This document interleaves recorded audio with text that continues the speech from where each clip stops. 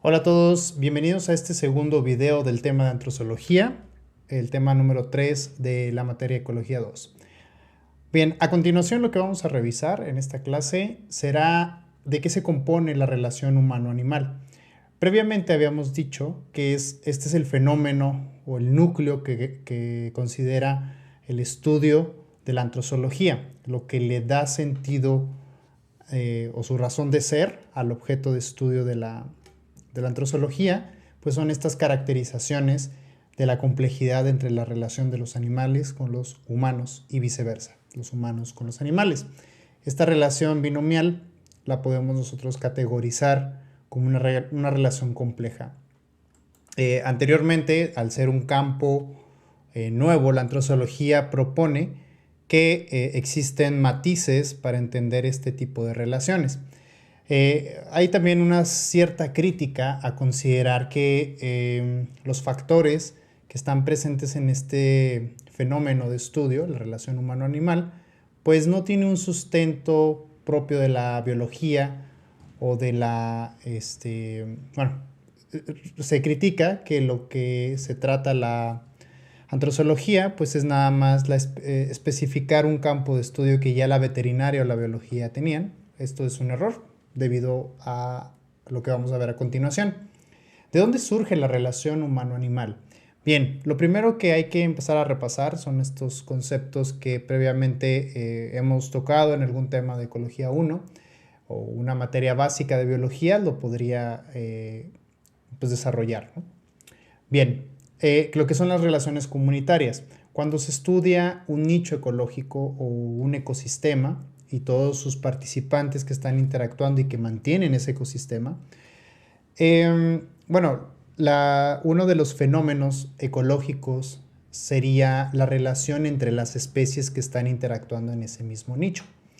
Tenemos la población, tenemos algunos factores de biosfera, reproducción, el crecimiento, la densidad poblacional, etc. Hay muchos factores ecológicos y uno de ellos son las comunidades.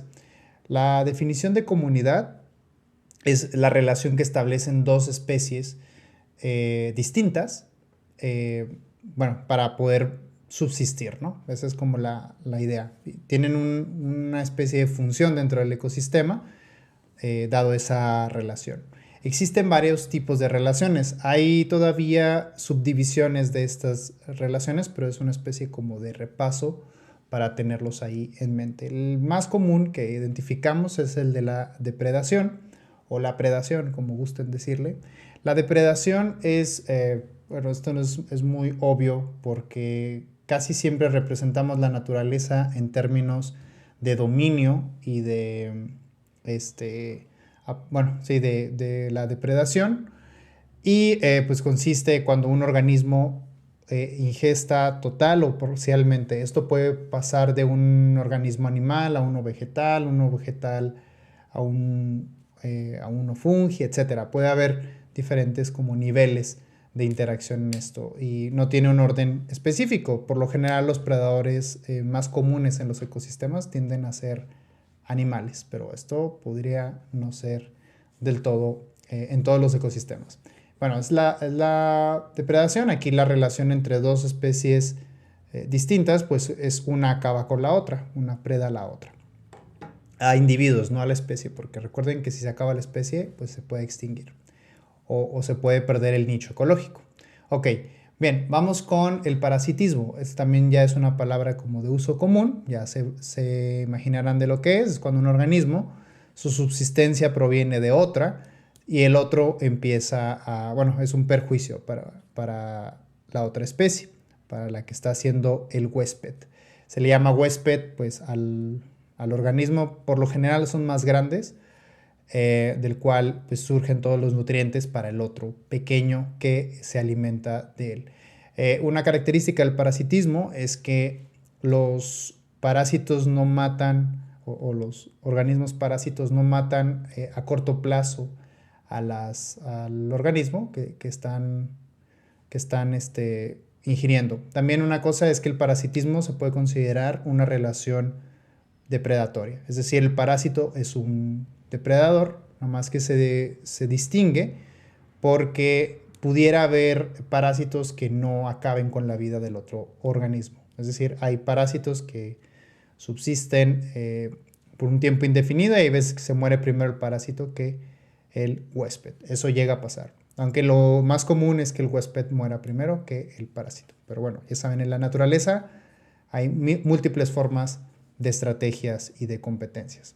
Bien, vamos con el comensalismo. Los primeros dos son muy sencillas, las últimas tres son un poco más distintas a lo que tenemos de habla común. El comensalismo es cuando la relación entre dos especies beneficia a uno, pero al otro ni le beneficia ni le perjudica. Es decir, hay un efecto neutro sobre el otro. Ese sería el comensalismo. O sea, a un organismo al que está hospedando, a uno pequeño, por eso es la diferencia con el parasitismo, pues no le genera ningún beneficio. En el mutualismo, se le llama mutualismo porque la relación entre los dos hay un beneficio implicado. No sé si recuerden esta parte de Los Simpson donde Homero lo está acicalando un pájaro, ¿no?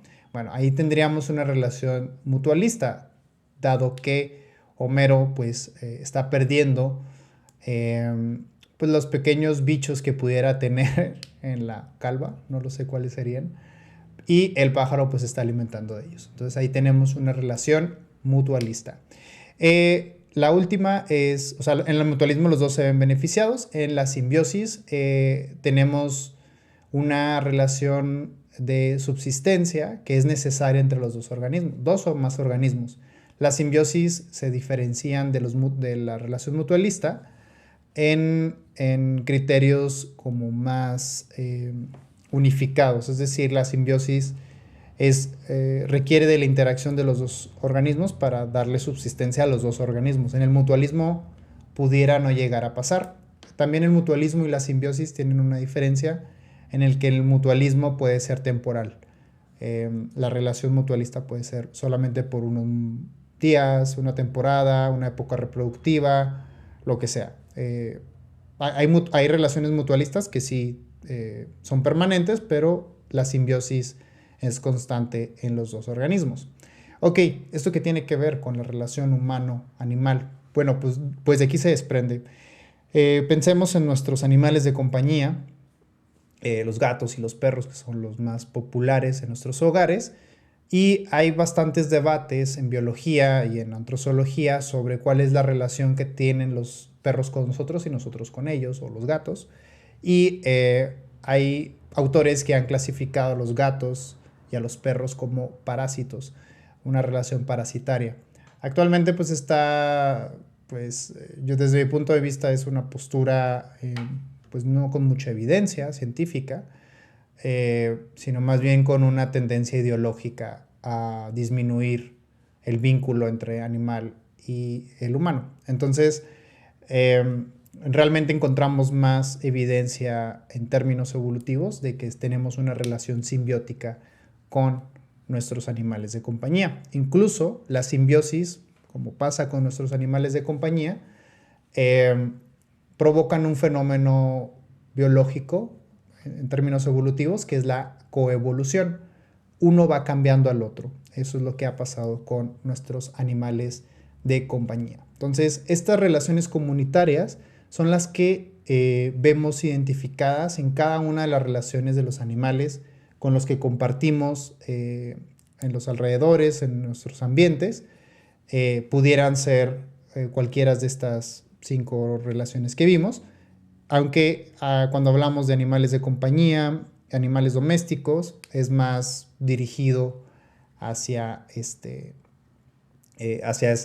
hacia tipo de relaciones mutualistas o simbióticas o comensalistas. Pero hay una crítica muy grande a la subsistencia de los humanos sobre la industria de la carne, que es un exceso porque ni siquiera cumple con criterios de depredación. De aquí desprenden estos análisis sociales sobre nuestras pautas hacia los animales. Muy bien. Ok, vamos a ver 5 componentes que están presentes, o 5 elementos que están presentes en la relación humano-animal. Lo primero vamos a encontrar los puntos y les voy a dar la evidencia que se tiene con ciertos conceptos hacia este punto. El primer factor es el factor evolutivo. Como ahorita les decía, es posible que exista un proceso coevolutivo en las especies que estamos, pues que viven en nuestros nichos. Sin embargo, algo muy importante como de destacar es preguntarnos de dónde viene esta relación. Y bueno, hay bastantes argumentos sobre esto. Una de estas es la tendencia a la biofilia. La biofilia es una, pues vamos a decir, es un efecto, es una afiliación hacia toda los organismos vivos. Es decir, muchos biólogos cuestionan que nuestra especie, como otras especies, tienden a acercarse a elementos vivos como para tener interacciones hacia ellos. Entonces la biofilia se considera como un impulso. Eso es lo que quería decir ahorita. Es como un impulso que nuestra especie tiene para aproximarse y valorar como importante los elementos biológicos del entorno. Este impulso lo vemos en los infantes cuando arrancan hojas, los observan, agarran insectos. Este tipo de impulsos pues no son aprendidos. Eso es algo bien interesante, este primer factor. Estamos hablando de factores que están insertos o son inherentes a nuestro comportamiento dado nuestro legado evolutivo. Es decir, el proceso de selección natural pues ha dado como resultado este chango que le gusta acercarse a los seres vivos. Esto no solamente pasa en las especies de primates, esto también ocurre en otros animales. Muchos biólogos y etólogos describen esta conducta de la biofilia o este impulso de la biofilia como una expresión de la curiosidad. La curiosidad es algo también que vemos en la mayoría de los mamíferos. Otro factor, uno de las evidencias más grandes que justifican la relación humano-animal también es el altruismo.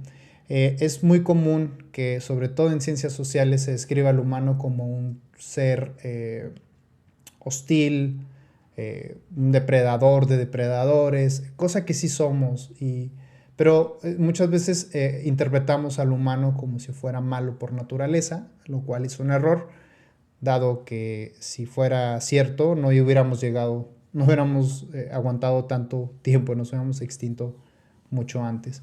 En realidad lo que se ha sustentado es que somos una especie altamente altruista, altamente cooperativa, al punto que todavía ni nacemos y ya formamos parte de una cultura. Y bueno, todos estos procesos de altruismo pues están fijados por la propia naturaleza de nosotros. Somos una especie, como les decía, altruista. La propia crianza que tenemos. O sea, hay muchos factores que hay que destacar como para valorar ese atributo de cooperación y de altruismo. Y algo que vemos en los animales es estos rasgos como los que ven ahí en la pantalla a la derecha, en el dibujo donde ustedes pueden ver que las formas de las cabezas de los mamíferos, de los animales, en su etapa infante, tiene una proporción más amplia de la parte de los ojos hacia arriba, una proporción de 2/3 de aquí para acá, y conforme vamos siendo adultos, estos rasgos se van haciendo más, van perdiendo proporción. A esto le llamamos neotenia.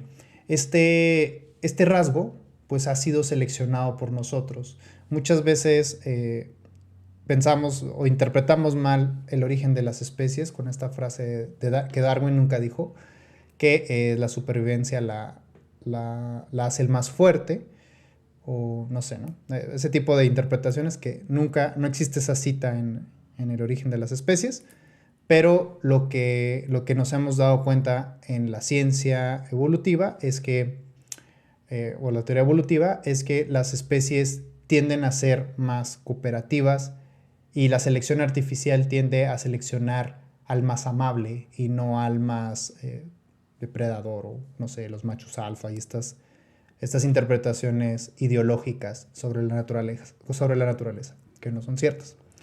Bien, entonces en realidad lo que más vemos en la relación humano-animal es que hemos seleccionado rasgos de bondad sobre estas ideas de que los animales salvajes pues son agresivos por naturaleza y estas cosas, ¿no? En realidad el born to be kind, ¿no? Dicen estos principios. La selección artificial muchas veces está sustentada en seleccionar al más amable. El antropomorfismo es un impulso cognitivo automático en que pues, todos nosotros le buscamos formas humanas a las cosas. Desde, no sé, ver una nube que tiene un rostro humano, o que tiene una, no sé, es que ahí se aparece algo. Los carros tienen caras, ¿no? El frente de los carros tienen caritas. Bueno, todo ese tipo de apofenias, se les llaman en psicología, eh, nos permiten pues, interpretar todo lo que vemos con rasgos eh, humanos. Esto le llamamos antropomorfismo, todo lo buscamos forma humana.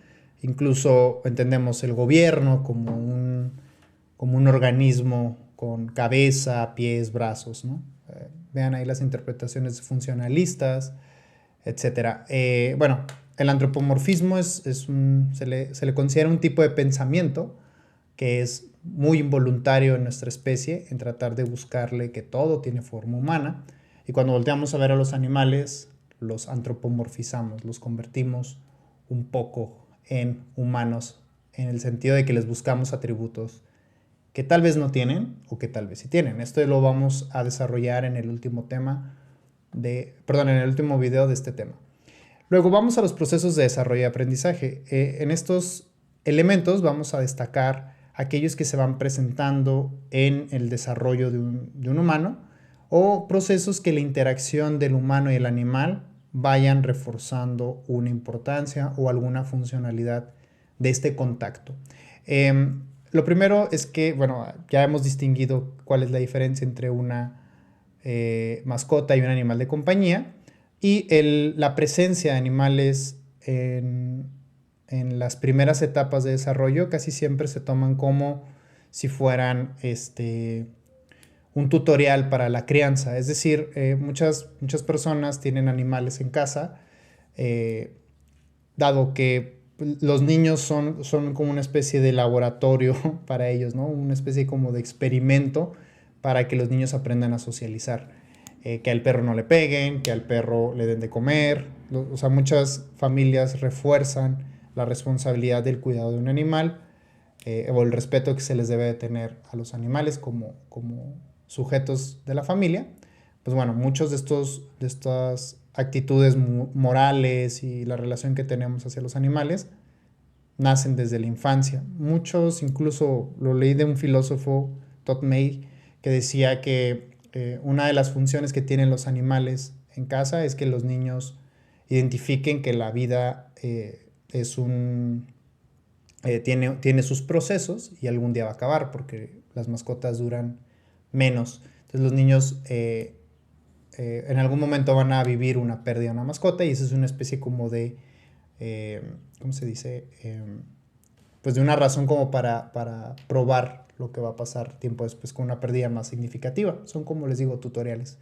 Entonces los niños, los infantes, la crianza y el apego que les tenemos es algo que va surgiendo con el tiempo. Desde ahí también podemos ver por qué muchas personas le tienen miedo a gatos o a perros. Incluso las cuestiones como las alergias también se tienen investigadas. Los embarazos también, cuando hay un animal en casa en una mujer embarazada el sistema inmunológico de la mujer es más resistente y por tanto el del niño que todavía no nace o niña que todavía no nace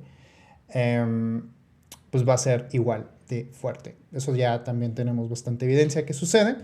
Y les digo, los animales tienden a ser vistos como una parte de enseñanza sobre la empatía y la socialización en infantes o en los hijos que pertenecen a grupos humanos. No crean que incluso pasa en las familias, sino también a veces en instituciones, no sé, a veces los asilos o